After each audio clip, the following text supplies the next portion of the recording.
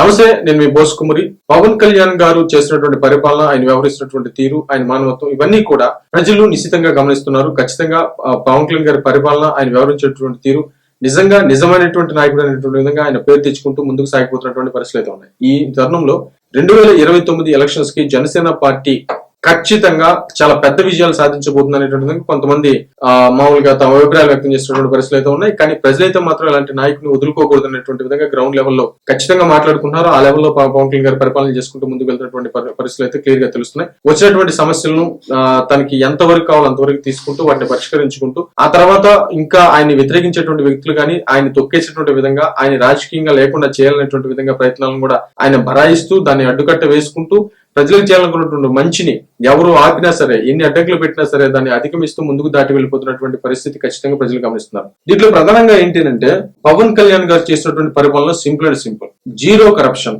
ఇది క్లియర్ గా ఆయన శాఖల్లో కనబడుతుంది. ప్లస్ అది కూడా కాకుండా అదే మీకు ఎగ్జాంపుల్ చెప్పాలంటే మీకు కనబడుతుంది, ఇటీవల ఈ గ్రామీణాభివృద్ధి శాఖకు సంబంధించినటువంటి అధికారులకి ఇంతవరకు ప్రమోషన్స్ లేవు, కొన్ని దశాబ్దాల నుంచి, ఉమ్మడి రాష్ట్రం నుంచే లేవు. అలాంటి వాళ్ళకి ప్రమోషన్స్ ఇచ్చాడు, అందరినీ సమంగా చూసేటువంటి ప్రయత్నం చేశాడు. ఇది బాగా వైరల్ అయింది. కాబట్టి ఆయనకు పవన్ కళ్యాణ్ గారు చెప్పింది, అక్కడ అధికారులు చెప్తుంది ఏంటంటే ఒక్క రూపాయి కూడా లేకుండా మాకు ప్రమోషన్లు దక్కాయనేటువంటి విధంగా వాళ్ళు హర్షం వ్యక్తం చేశారు. ఇది బాగా చర్చనీయాంశంగా మారింది, ప్రజలకు వెళ్ళింది. అంటే ఇప్పటికి అందరూ చెప్తుంది ఏంటంటే ఆయన మొత్తం ఎంటైర్ డిపార్ట్మెంట్స్ లో ఎక్కడ కూడా కరప్షన్ లేదనేటువంటి విధంగానే ముందుకు తీసుకెళ్తున్నటువంటి పరిస్థితులు అయితే ఉన్నాయి. అందరూ అక్కడ ఈ విషయాన్ని గమనిస్తున్నారు. కాబట్టి పవన్ కళ్యాణ్ గారు అధికారంలో ఉన్నంతసేపు ఆయనకి ఈ శాఖ ఇచ్చారు కాబట్టి ఆయనకి ఇంకా వేరే వేరే శాఖలు లేకపోతే ఇంకా పెద్ద విధానంలో కానీ ఆయన తీసుకెళ్లి కానీ కూర్చోబెట్టగలిగితే ఖచ్చితంగా రాష్ట్రం మొత్తం కూడా ఇదే పరిస్థితిలో ఉంటుంది. చాలా clean politics, zero corruption politics చేస్తారని మాత్రం క్లియర్ గా అర్థమవుతుంది. కాకపోతే ఈ మామూలుగా జీరో బడ్జెట్ పాలిటిక్స్ అని చెప్పేసి అంటారు. జీరో బడ్జెట్ పాలిటిక్స్ అంటే మామూలుగా ఎలక్షన్స్ కమిషన్ ఇచ్చినటువంటి డబ్బులు ఖర్చు పెట్టుకోవచ్చు, కానీ ఎక్స్ట్రా మనీ ఖర్చు పెడితే అది జీరో పాలిటిక్స్ కిందకి రాదు.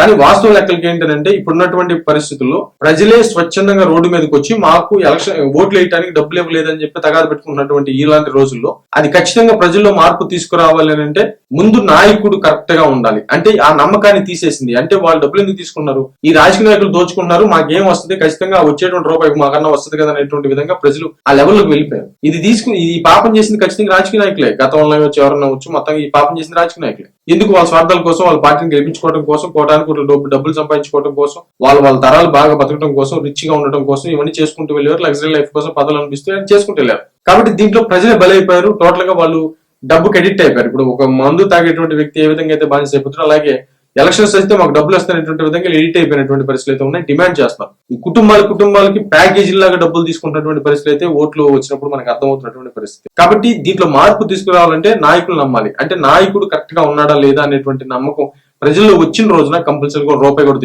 తీసుకోకుండా అది కూడా పర్ఫెక్ట్ గా ముందుకు వెళ్ళగలిగితే ఆటోమేటిక్ గా zero budget politics, zero corruption సమాజం. కాబట్టి ఇవన్నీ కూడా మనం చూడబోతున్నాము. అది పవన్ కళ్యాణ్ గారి వల్ల మాత్రం సాధ్యం అనేటువంటి విధంగా సోషల్ మీడియాలో కానీ చాలా మంది మేధావులు కూడా దీని గురించి ప్రస్తావిస్తున్నటువంటి పరిస్థితులు అయితే ఉన్నాయి. మరేమైతే చూద్దాం, మీరేమంటారు?